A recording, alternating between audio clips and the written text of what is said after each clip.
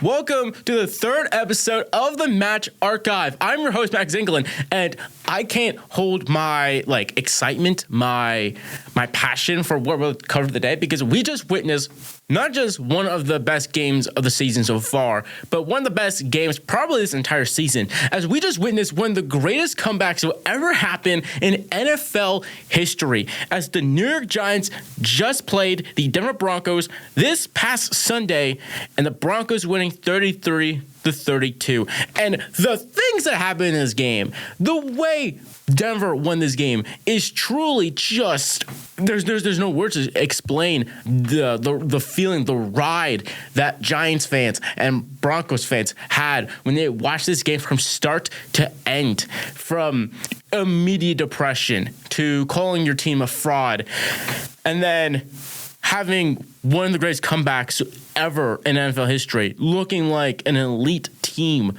for a quarter.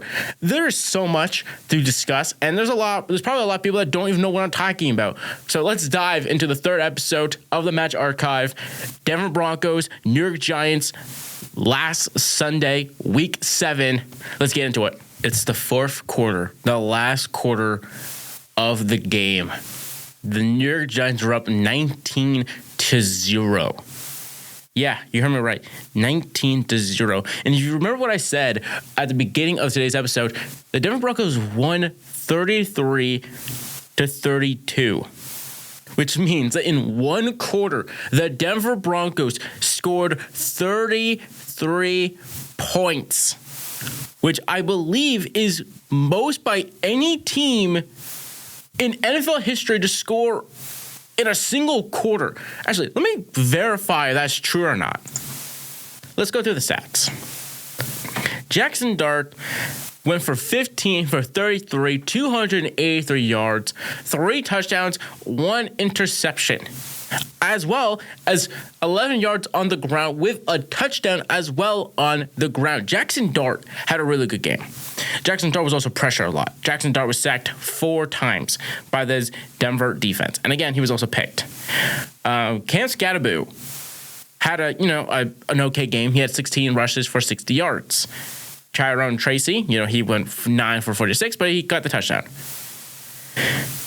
The receiving game, Wan'Dale Robinson had a really good game. 6 catches for 95 yards.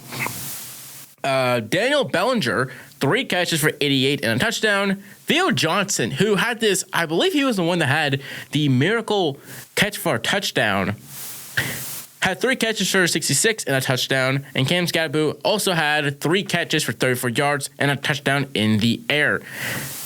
But when it came to the Denver Broncos, I mean, what do you do here? Because the Denver Broncos, Bo Nix threw 27 for 50 for 279 yards, 2 touchdowns, 0 interceptions, was sacked only twice. The running game was better for the Broncos compared to the Giants. J.K. Dobbins had 14 for 81 with 0 touchdowns. Bo Nix, despite, I wouldn't say playing as good as Jackson Dart, he definitely made it up with the groundwork with his rushing yards, because he rushed for 5 yards. He rushed 5 times for 48 yards and 2 touchdowns on the ground. And when it comes to the receiving game, I mean, it was kind of like neck and neck with the Giants. I mean, Courtland Sutton, 6 catches for 87 yards. Marvin Mims Jr., 6 catches for 85. Evan Ingram, 5 for 42. The only one that had the touchdowns were Troy Franklin, who had 3 catches for 19 yards and a touchdown, as well as R.J. Harvey, who had 1 catch for 2 yards and a touchdown. Bo Nix also fumbled the ball at one point, but he also recovered. This was truly more of a defensive game here, because the Denver Broncos had an awful game for the first 3 quarters, but they also were able to play incredible for 1 single quarter. Like, we're going through the Giants, right? The Giants. Let's go through a couple of players for the Giants. Dane Belton, 10 tackles, 6 of them being solo. He had a great game. Brian Burns, 4 tackles, 4 of them being solos, and 2 sacks. He had a monster game for the defense. But I mean, at the end of the day, like it doesn't matter how well the Giants defense played. The Denver Broncos in that one quarter was just elite. It was incredible. Let's talk about it. So Malcolm Roach, 5 tackles, 2 solo, and a half of a sack, as well as 1 QB hit. Zach Allen, 4 tackles, 1 solo, half a sack as well. Q Robinson, 3 tackles, 1 solo, half a sack. Jonathan Cooper, 3 tackles, 1 solo, 1.5 sacks, and 2 QB hits. Like, this was an incredible. Alex Singleton, 8 tackles, 3 solo. Brandon Jones, 6 tackles, 3 solo. Tonga Hufunga, 5 tackles, 4 solo. It's truly like insane with how these defenses played. And I mean, we got to talk about the interception by Jackson Dart in the fourth quarter, because that interception was just disgusting, like truly horrifically bad. So the Jackson Dart interception happens when the Giants were up 26 against the Denver Broncos, who's up 16. With 4 minutes and 56 seconds left of the game, 3rd and 5, the snap happens. Dart has the ball. Dart has to move in the pocket. He's getting pressure, and he just throws it. He throws it to who I believe is 86, who I believe is Theo Johnson, if I remember correctly. Correction, 84 Theo Johnson. But yeah, he throws the ball. He gets picked by Snard, and Snard rushes it to their 40-yard. Like, I don't understand the idea, because for people that don't know or having a hard time having an idea of what I'm talking about, so Theo Johnson is running across a route. So he's running from one side of the field to the other side of the field while also doing a curve for his route. He also has a defensive player that's behind him, trying to make sure that he doesn't get the ball. However, there's a linebacker who is also in that position. They're playing zone coverage. And for some reason, right, we see Dart having the ball. He gets pressured. He throws it. He throws it directly towards Snard for that pick. It's just bad. Like, he clearly didn't see him there, which is, I understand that he's getting pressure in his face, but like, if you're trying to be a NFL quarterback in this league, you have to be able to read the field, be able to see who's open, who's not open. You just cost your team that play, that drive, that touchdown potential, right? We also got to talk about another big thing, and that is kickers, because kickers played a big role in this game. If we go down to the kickers, you have Will Lutz and Jude McAkney. Will Lutz is one of the better kickers in this league. He only had 1 field goal. He also had 2 extra points, with a grand total of 5 points in that game. That field goal was the game-winning field goal, I believe, at the Giants' 39.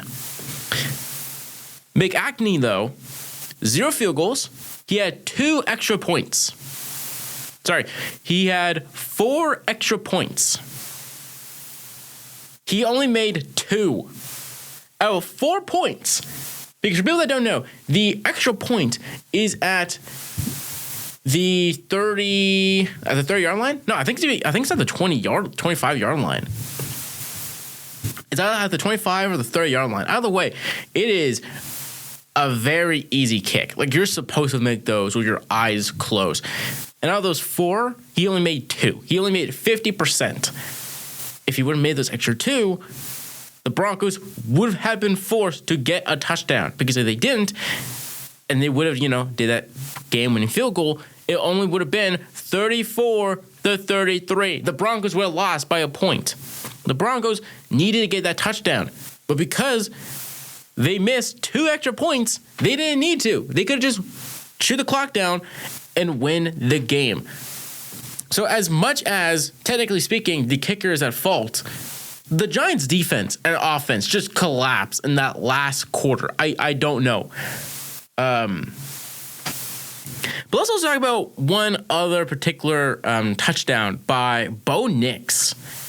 who rushed it in to make it 30-26 at one point before Jackson Dart rushes in for a touchdown to make it 32-30. To a minute and 56 seconds remaining of the game, 26-23. Knicks on 1st and 10 at the Giants 18. Motions a running back. It's a quarterback run, right? Knicks gets it. He runs to the left, and there's no one there. Like the Broncos O-line did such a great job blocking and making sure that no one was even close to touching Knicks. That is insane. Like, no one got close. The only one that got close, Thibodeau, was the closest guy there to him. And I wouldn't even say he was close because he was already blocked by the Giants player. He was blocked by Cortland Sutton. And Nick just runs it in. No one close by for the easiest quarterback run ever. That is insane. But let's go more throughout the game. I want to go to the Denver Broncos final drive, because that final drive was a incredible final drive. So let's talk about this final drive by the Denver Broncos. It is currently 32-30 with 32 seconds left remaining of this game. The Broncos have their ball at about the 32. And Nick's having the ball. He's currently at their 15 once he's able to actually get the ball and does a step back. He processes the field. No pressure in his face at all. Throws it perfectly to his receiver, Marvin Mims the Jr. At about, I like looking at this play, like it's about at the 50-yard line. Is at the Giants 48, like to allow Knicks to have no pressure in his face and being able to throw a ball that deep from their 32. In fact, not even that actually, because Knicks has a step back like about 5 to 8 yards.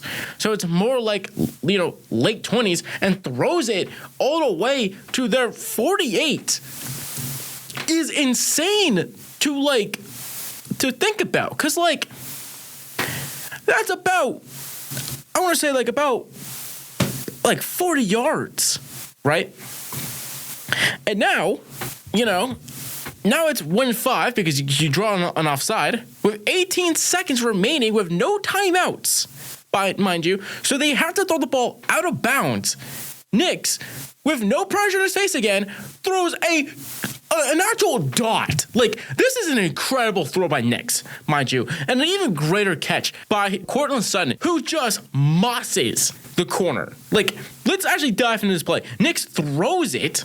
By the time that his receiver jumps up for the ball, he's basically at their 27. Sutton completely mossing the guy, catches it, still on his feet, and gets down at about the 20-yard line. And then it keeps on going. You got 2 seconds remaining. They spike the ball with 2 seconds remaining for a 39-yard field goal. And Will Lutz kicks it in for the game winner. Well, guys, I hope you guys enjoyed today's episode of the Match Archive. If you guys would like some more episodes of the Match Archive that are more based on this season instead of previous seasons, then I can absolutely do that. But again, it just depends on how incredible these games are in particular. But with that being said, I'm Max England. This is the Match Archive, and I'm signing out from this incredible comeback.